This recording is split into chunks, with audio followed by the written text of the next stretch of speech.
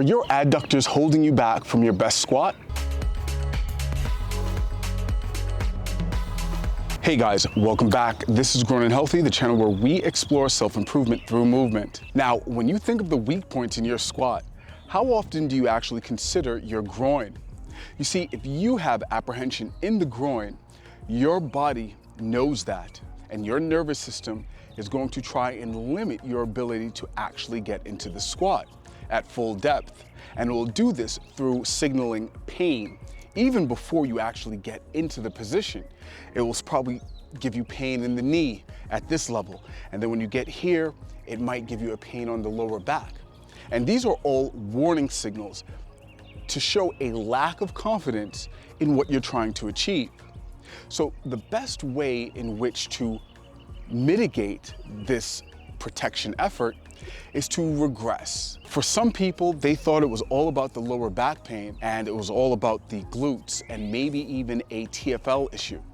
And that is not always the case. Yes, those can be your weak points in your individual case, but in this video, I'm gonna show you another issue that may arise, and that is with the adductors and the groin. As you know, I focus on the inner thigh because it has a lot to do with our ability to stand and to walk, much less run. These are the foundational pillars that most people are suffering with, and it doesn't get enough attention.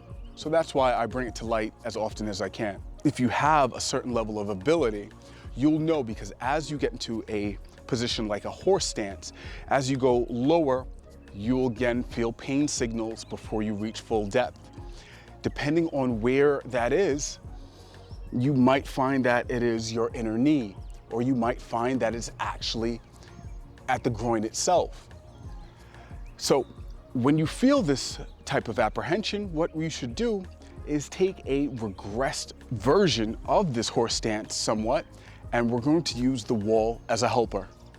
Now, the wall is great for developing your mobility. It is like a training wheel for stretching, for developing mobility.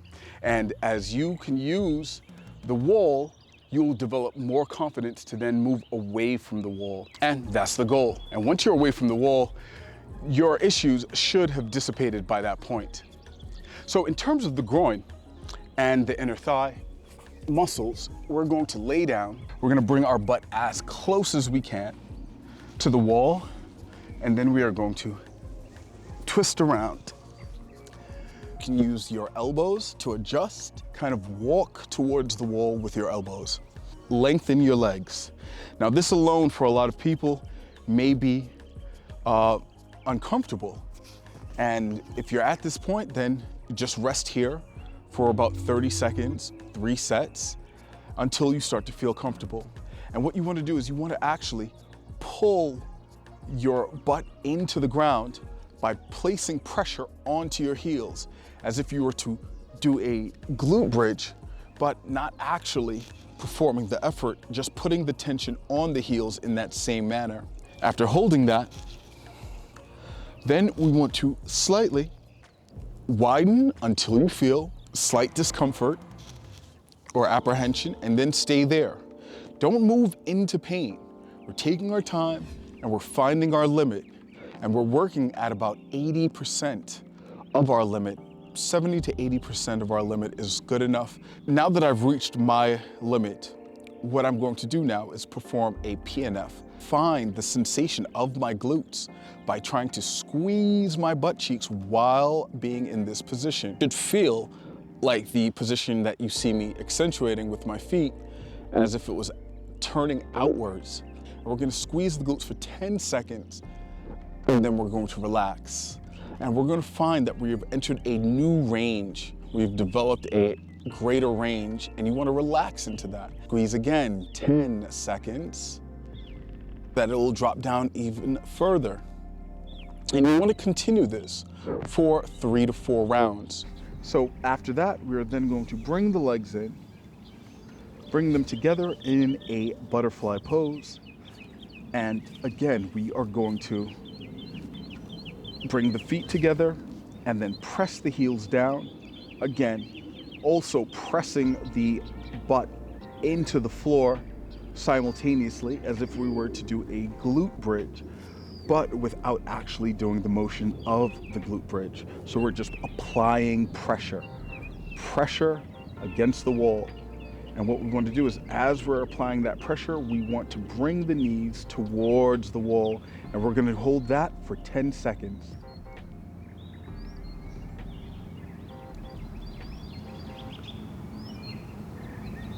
Now, this is the somewhat antithesis of the prior stretch, in which we were squeezing the glutes to bring it down. What you'll find now is that you are actually pressing, using the adductors to press your knee into the ground, and that you are, through that, stretching the glutes. This reciprocal dual pathway communication is what it really takes to gain mobility. Think of mobility as a two-way pathway of strength, showing that you have confidence in both ranges, at the end range, through the mid range, and to the opposite end range. And in this case, we are building the ability to press, to stretch out and lengthen the adductors. And we're going to do this for 10 seconds, then relax, discover that new range, then increase the pressure again, 10 seconds.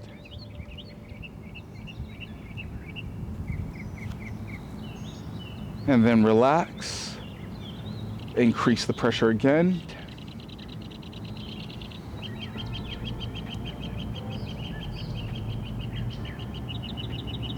And then relax, but this time we're going to stay with the pressure applied to the knees, and we're going to hold this for 30 seconds.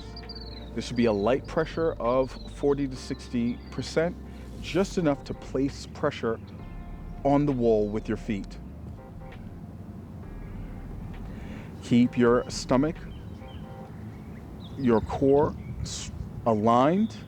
Do not flatten your back to the ground, but do not lift your stomach either. Keep it neutral. Keep the diaphragm and the pelvic floor aligned.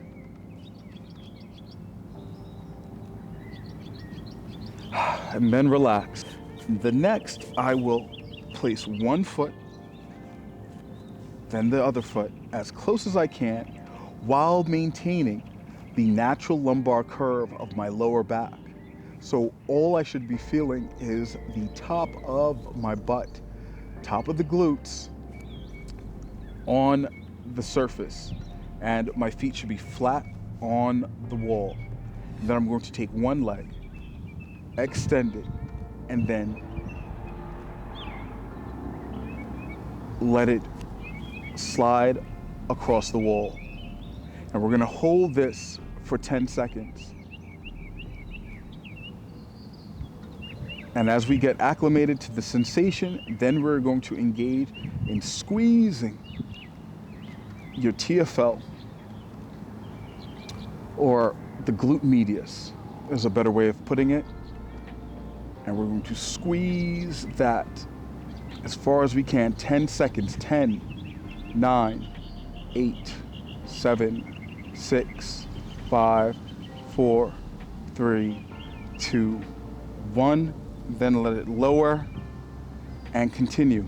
10, 9, 8, 7, 6, 5, 4, 3, 2, 1.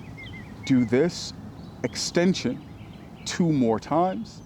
And then when you get to your limit, you want to hold this for 30 seconds.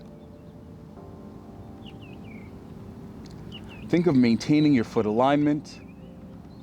You can even dorsiflex and plantar flex your feet in order to feel for the sensations. Remember, we're trying to activate pathways here. Then after that, slowly glide the foot back in, and then we're going to proceed with the next leg.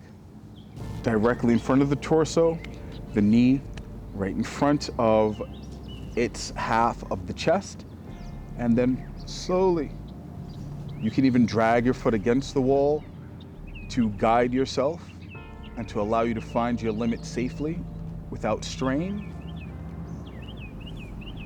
And you can see already that one leg has more apprehension than the other. Look how far my right leg has gone in comparison to my left leg. Placing pressure on this foot so that I don't rotate over, placing pressure on the foot, and then going as low as I can, holding that for 10 seconds. Going a little further, 10 seconds.